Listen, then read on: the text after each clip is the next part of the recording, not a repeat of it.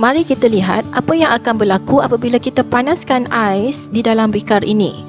Suhu awal ais ialah 0 darjah Celsius. Okey, takat lebur ais didapati ialah pada 0 darjah Celsius. Apabila ais mula dipanaskan, proses fizikal akan berlaku, iaitu proses peleburan daripada fasa pepejal bertukar kepada fasa cecair. Proses ini dinamakan proses peleburan, di mana haba akan diserap untuk memutuskan ikatan di antara zarah-zarah pepejal untuk berubah menjadi cecair. Ketika ini, semua tenaga haba diserap bagi memutuskan zarah-zarah pepejal. Oleh itu, suhu kekal 0 darjah Celsius sepanjang proses peleburan. Apabila semua ais telah melebur, bermakna semua zarah-zarah pepejal telah berjaya diputuskan. Semua zarah-zarah pepejal telah berjaya diputuskan dan tenaga kinetik akan semakin bertambah, menyebabkan pergerakan zarah semakin laju dan suhu semakin meningkat. Okey, ketika ini haba terus diserap dan suhu air didapati semakin meningkat sehinggalah ia mencapai keadaan mendidih. Okey. Proses cecair bertukar kepada wap air dikenali sebagai proses pendidihan, iaitu haba diserap untuk memutuskan ikatan di antara cecair ataupun menjauhkan ikatan di antara cecair supaya berada lebih jauh dan lebih laju di antara satu sama lain.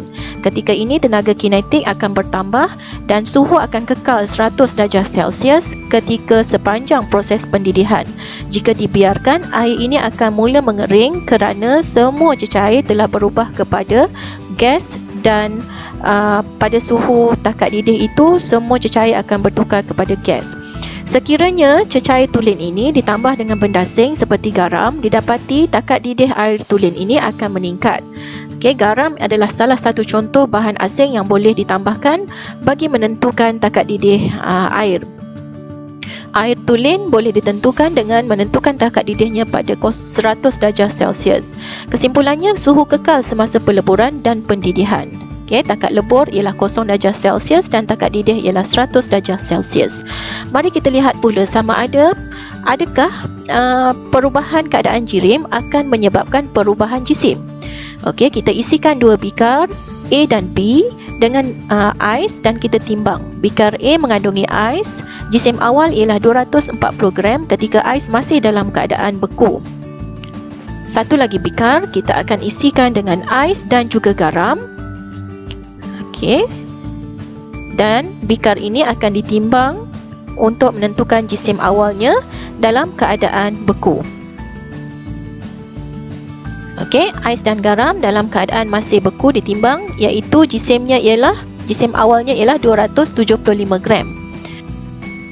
Selepas beberapa ketika kita biarkan semua ais ni melebur, untuk bikar A didapati jisim akhirnya ialah 250 gram. B di bahagian luar di bahagian luar bikar tersebut terdapat cecair yang telah terkondensasi daripada udara di sekeliling. Jadi cecair ini perlu dibuang terlebih dahulu dan bila dibuang didapati jisimnya sama dengan jisim asal, iaitu 240 gram. Jisim sebelum ialah 240 gram, jisim selepas cair ialah 240 gram juga. Bermakna jisimnya sama sebelum dan selepas.